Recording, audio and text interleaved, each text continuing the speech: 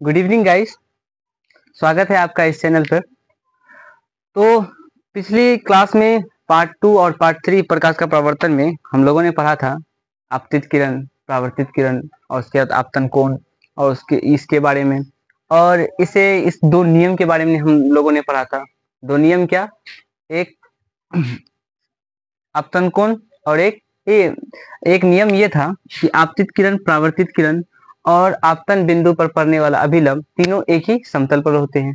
और एक नियम क्या था कि आपतन कोण परावर्तन कोण के बराबर होते हैं। ठीक, उसी नियम के आधार पर हम लोगों ने दर्पण के बारे में पढ़ ही लिया। उसी नियम के आधार पर यहाँ पे हम क्या पढ़ेंगे? समतल दर्पण पर लंबवत पड़ने वाली, लंबवत मतलब क्या होता है? लंबवत मतलब परपेंडिकुलरली, परपेंडिकुलर मतलब 90 डिग्री पर यानी हिट करके अगर कोई प्रकाश आती है किसी समतल दर्पण पर तो वो किस तरह रिफ्लेक्ट करेगी उसके बारे में पढ़ने के लिए। तो क्या है कि किसी समतल दर्पण पर लंबवत पड़ने वाली प्रकाश की किरण, लंबवत जब समतल दर्पण पर लंबवत प्रकाश की किरण पड़ेगी तो किस तरह रिफ्लेक्ट करेगा उसके बारे में। तो यहाँ पे दिखा हुआ है कि जब प्रकाश की किरण लंबवत पड़ती है तो वो जैसे इससे हिट किया। ठीक, आपको पता था कि मैंने क्या बताया था कि जब प्रकाश की किरण जिस एंगल से आती है उसी एंगल से क्या हो जाता है? रिफ्लेक्ट हो जाता है। प्रकाश का परावर्तन का दो नियम भी है। दूसरा नियम ये है क्या कि आपतन कोण परावर्तन कोण के बराबर होता है, यानी एंगल आई बराबर क्या होता है? Angle R. और ये एंगल कहां से डिसाइड होता है? इससे। इसको क्या कहते हैं? अभिलंब, जिसको नॉर्मल कहते हैं। क्या कहते हैं? नॉर्मल एन से डिनोट करते हैं। तो ये नियम हम लोगों ने पढ़ा था। इसी नियम को फॉलो करते हुए यहाँ अगर कोई प्रकाश किरण समतल प्लेन पर अगर परपेंडिकुलर हिट करती है, किस तरह?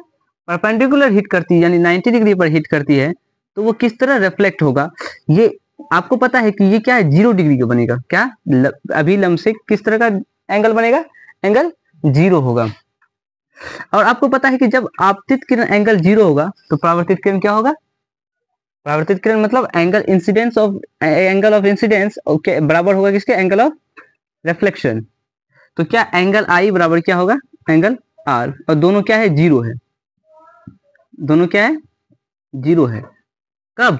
जब समतल दर्पण यानी प्लेन मिरर पर प्रकाश की किरण क्या पड़ेगी? लंबवत पड़ेगी। ठीक है, अब इसके बारे में पढ़ लेते क्या। समतल दर्पण पर लंबवत पड़ने वाली प्रकाश की किरण क्या होगी? परावर्तन के बाद, यानी जब प्रकाश की किरण किसी समतल दर्पण पर लंबवत पड़ेगी उसके बाद ये क्या होगा? आपतित होगा। परावर्तन के बाद क्या होगा? उसी पथ पर लौट जाती है। उसी पथ मतलब जिस पथ से, जिस रास्ते से आती है उसी पथ पर क्या हो जाती है? लौट जाती है। और जहां पे वो एंगल कितना बनाता है यहाँ से वो यहाँ तक कितना? 0 डिग्री एंगल बनाता है, यानी उसी पथ से लौट जाती है। अब उसके बाद हम लोग पढ़ने वाले हैं प्रतिबिंब यानी इमेज के बारे में। तो आते हैं इमेज के बारे में पढ़ने के लिए। इमेज क्या होता है?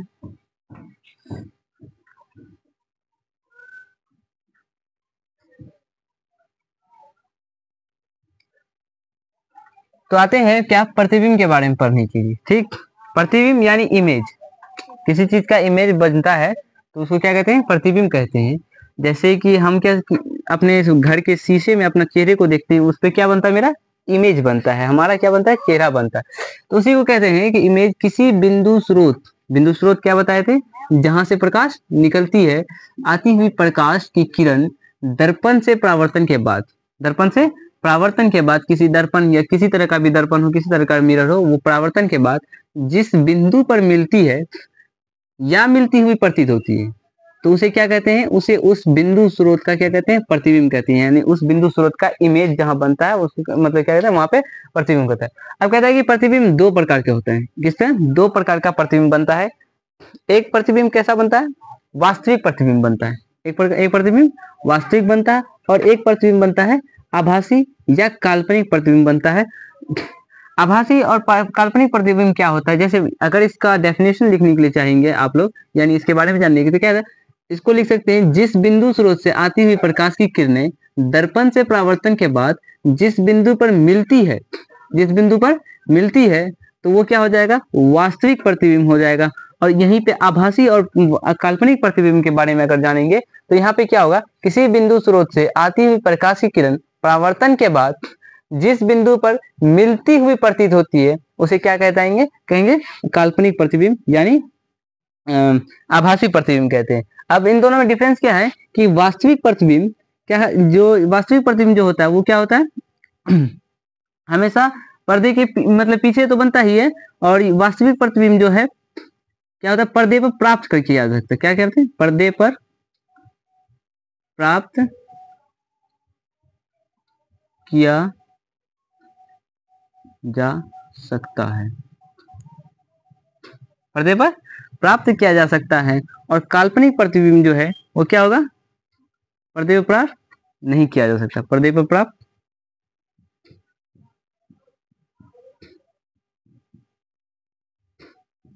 प्राप्त नहीं किया जा सकता है। इन दोनों में डिफरेंस यही है कि इसको क्या है पर्दे पर प्राप्त किया जा सकता है, और ये क्या होता है पर्दे पर प्राप्त नहीं किया जा सकता है। और ये हमेशा सीधा और क्या बनता है यानी वर्चुअल जो इमेज है वो क्या बनता है सीधा बनता है, और रियल इमेज जो होता है वो हमेशा क्या होता है उल्टा बनता है। ठीक, उसके बाद हम लोग पढ़ेंगे आगे।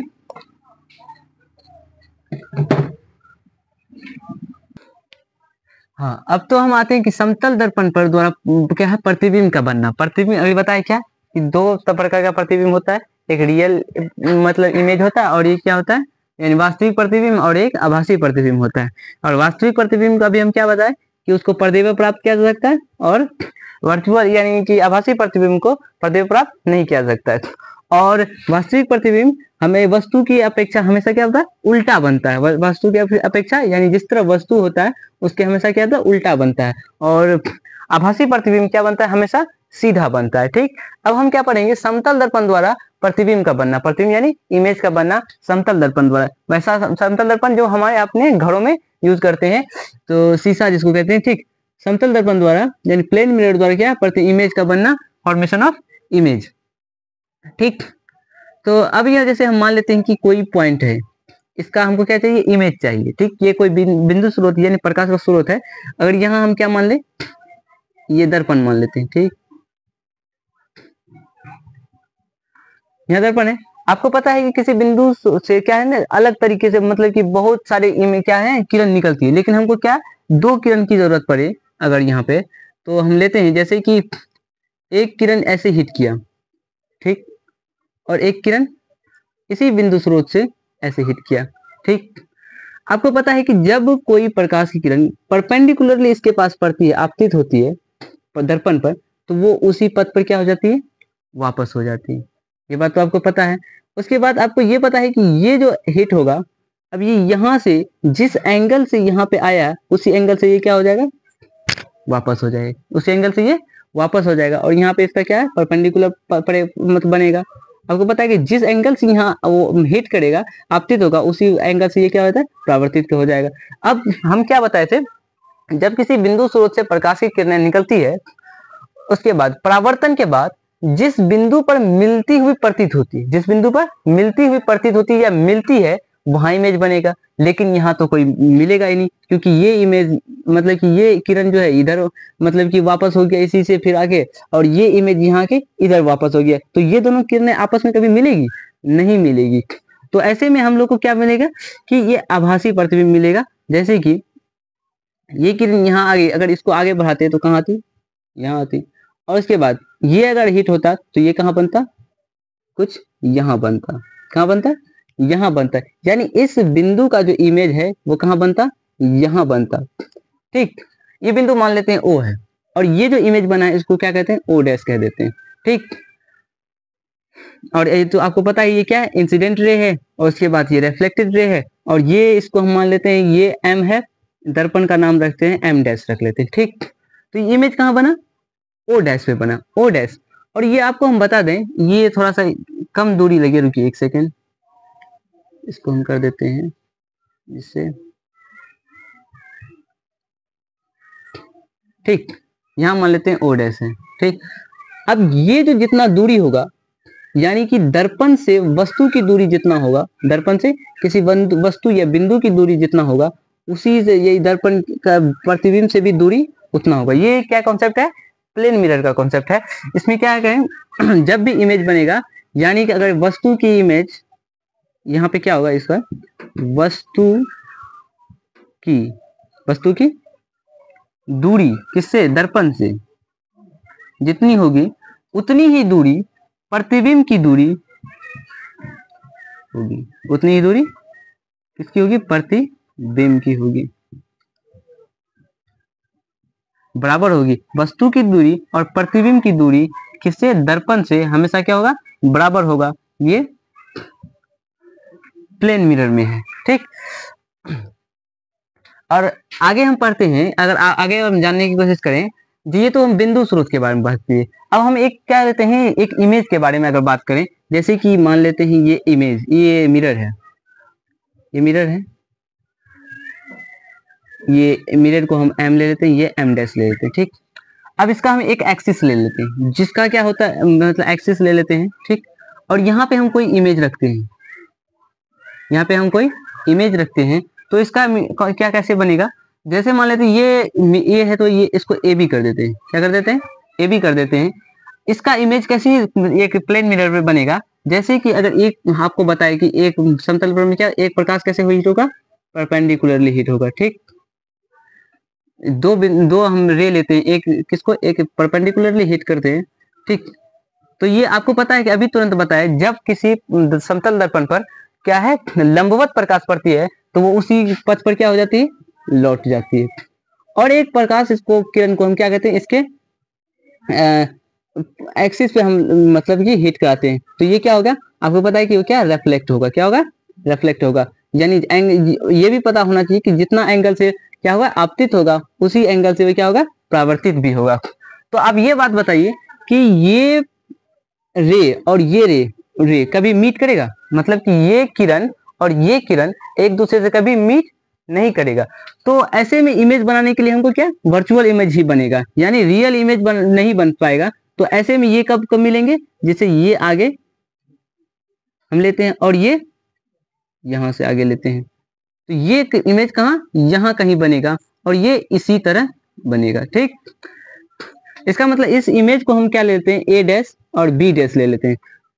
तो इससे ये कॉन्सेप्ट निकलेगा, समतल दर्पण पर जब किसी वस्तु का प्रतिबिंब बनता है, तो वो क्या बनता है, समान दूरी पर, ये तो है ही। उसके बाद और क्या क्या बने, वस्तु के बराबर बनेगा, यानी वस्तु की जो दूरी होगी, वस्तु की हाइट जो होगी, ऊंचाई, तो उसके बराबर, यानी वस्तु के बराबर लिख सकते हैं, क्या बन सकते हैं, वस्तु के बराबर बनेगी। और आप लोगों ने ये भी देखा कि दोनों जगह हमेशा प्रतिबिंब कैसा बन रहा है, दोनों जगह कैसा प्रतिबिंब बन रहा है, वर्चुअल, यानी कि काल्पनिक बन रहा है। दोनों जगह क्या बन रहा है, काल्पनिक प्रतिबिंब बन रहा है। और एक चीज क्या देखें, काल्पनिक प्रतिबिंब बन रहा है, और एक चीज क्या देखें, वस्तु के अपेक्षा क्या है, सीधा बन रहा है, यानी वस्तु इधर। अगर उल्टा कैसे बनता, अगर ये नीचे बनता तो ये क्या होता, उल्टा होता, लेकिन ये उल्टा नहीं है, ये क्या है, वस्तु की अपेक्षा सीधा है, वस्तु की अपेक्षा। अभी हमने क्या कहा कि काल्पनिक प्रतिबिंब जो बनता है, तो वो हमेशा के वस्तु की अपेक्षा हमेशा सीधा बनता है। तो हम ये भी कह सकते हैं कि वस्तु की अपेक्षा हमेशा सीधा बनता है, वस्तु की अपेक्षा सीधा बनता है, ठीक।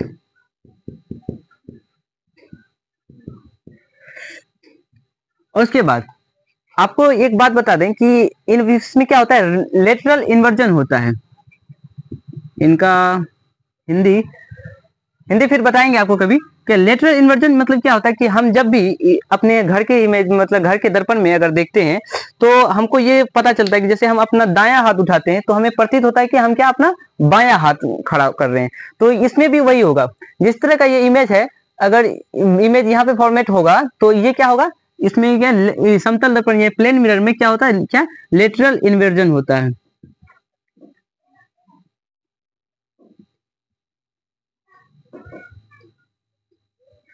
ठीक। ये हो गई। तो ये चारों मतलब बनेगी क्या, अब हम इसको अगर रिवाइज करेंगे, समतल दर्पण पर जब भी प्रतिबिंब बनेगा कैसा बनेगा, वस्तु की दूरी और इसका दूरी हमेशा क्या होगा, बराबर होगा। और ये जब भी दर्पण मतलब बनेगा समतल दर्पण पर, वो क्या बनेगा, वस्तु की अपेक्षा सीधा बनेगा। क्यों? क्योंकि काल्पनिक प्रतिबिंब बन रहा है। और एक चीज हम कह सकते हैं, वस्तु की अपेक्षा क्या बनता है, सीधा बनता है, यानी जिस तरह वस्तु रहेगा उसी तरह बनेगा। ऐसा नहीं कि हमारा इमेज क्या उल्टा बनेगा, उल्टा नहीं बनता है। ठीक, ये प्लेन मिरर की क्वेश्चन। इससे आगे हम लोग नेक्स्ट वीडियो में पढ़ेंगे। ठीक है, थैंक यू, बाय।